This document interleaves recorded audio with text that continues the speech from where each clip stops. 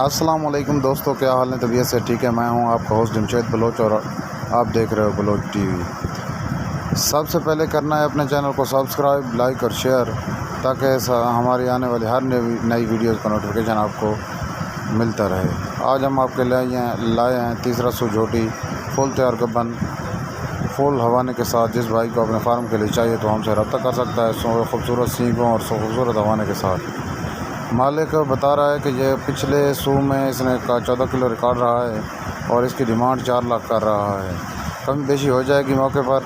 जिस भाई को ज़रूरत हो वो हमसे रब्ता कर सकता है। दूसरे नंबर पर हम लाए हैं आपके लिए दूसरा सू में फुल तैयार क्रॉस बछड़ी भी कह सकते हैं और गाय भी कह सकते हैं।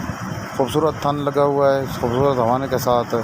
जिस भाई को अगर अपने फार्म के लिए ज़रूरत है तो हमसे रब्ता कर सकता है। 2,30,000 इसकी डिमांड है। मौके पर कमी बेशी हो जाएगी, हमसे रब्ता करें। अगर